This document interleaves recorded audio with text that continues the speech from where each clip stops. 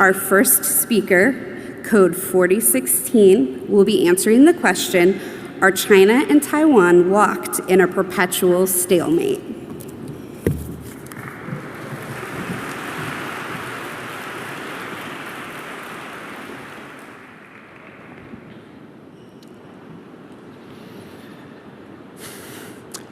Chinese President Xi Jinping, concerned for both his mental and physical health, decided to take both an IQ and a COVID test. And the results were a mixed bag because fortunately, or maybe unfortunately for him, both came back as negative. And while Xi Jinping might not be too happy with the results of his COVID test, there certainly is one thing he can smile about. Because as NPR tells us on June 16th of this year, in the wake of the Russian invasion of Ukraine, the world's eyes have turned to an eerily similar situation, that between China and Taiwan. In fact, ever since the war in Ukraine started, Chinese planes have violated Taiwanese airspace, by an average of 38 times every single week, the highest since the year 2000. But given that the last time China and Taiwan actually traded blows was all the way back in 1958, many see this as just another example of Chinese posturing and are now asking themselves today's question. Are China and Taiwan locked in a perpetual stalemate? And unfortunately for Taiwan, the answer is absolutely not, because China is fast developing the capability to completely control the island. First, through its naval dominance. Second, economic coercion. And third and finally, with global alliances. Now recently, more than 120 pounds of TNT went missing from a Taiwanese naval base, which either means an attack is coming soon, or someone is planning a gender reveal party. And as much as people around the world seem infatuated with gender reveal parties, the Chinese are spending their TNT on something far more valuable, that being their naval dominance in the region.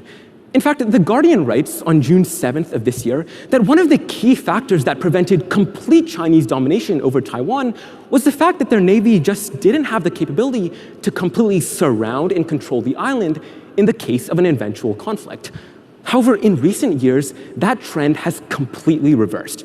Because from 2015 to 2019, China's navy added more than 132 ships. To put that in context, the US, India, and the European Union, over the same time period, added fewer than 100 ships. It's clear that China not only has the goal to build up its blue water navy to completely encroach around Taiwan in the case of an eventual conflict, but is also investing in dominating the waters around the island completely, which is exactly why the Quincy Institute for International Statecraft tells us on June 6th of this year that through its Belt and Road Initiative, China has invested in nearly $1 trillion on ports and oftentimes illegal islands in the South China Sea and around Taiwan, with the express goal of surrounding the islands. In fact, US Navy simulations describe that within 3,000 kilometers of the Chinese coastline, China's navy reigns supreme, which means in the case of an eventual conflict, not only would they be able to isolate Taiwan, but the US would not be able to effectively come to Taiwan's aid, meaning the whole doctrine of strategic ambiguity no longer deters China. Now, economists and plumbers have two very different yet equally important jobs. After all, both deal with gross domestic product. And as fun as it is to make fun of economists, the work they do is incredibly important, because they're exactly why the second reason China will eventually dominate Taiwan is through their economic coercion. More specifically, Foreign Affairs tells us on June 16th of this year that approximately 44% of all Taiwanese imports go directly to and from China, totaling more than $150 billion in profits every single year. On top of that, more than 80% of all Taiwanese businesses said that the majority of their business was conducted in partnership with Chinese firms. And that means that China has unprecedented control of Taiwan's economy. And going forward, they're almost certainly going to use it to force the island to reintegrate. That's exactly why the South China Morning Post, a news agency based in Hong Kong, tells us on June 13th of this year that take the example of Kinmen Island, which used to be a staunch part of Taiwan. But unlike the rest of the island, it's located only 1 mile away from the Chinese coastline. After China banned the import of Taiwanese apple, cutting Kinmen Island's GDP by more than 50%, a majority of Kinmen Islanders actually said they supported reintegration with China simply because they couldn't bear the economic cost of remaining independent any longer. And now, there are even plans to build a bridge directly connecting China with Kinmen Island.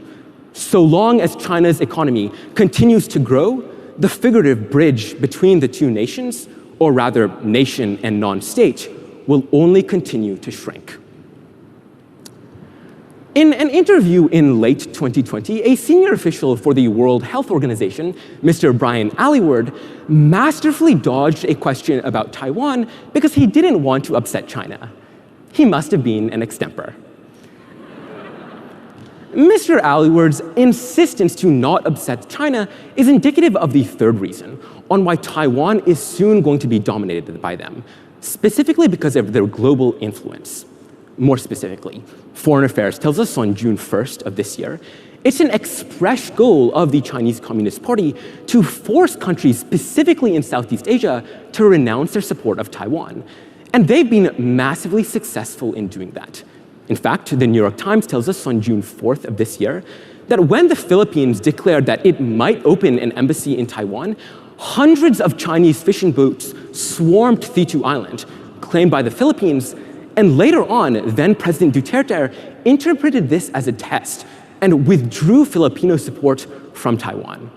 Furthermore, given that China has invested more than $5 trillion in similar operations across the region, it's clear that they're building up their global influence with the express purpose of preventing other nations from supporting Taiwan. Which means, unlike the war in Ukraine, where the world rallied behind the defender, if China were ever to attempt the same thing with Taiwan, the world would likely stay silent.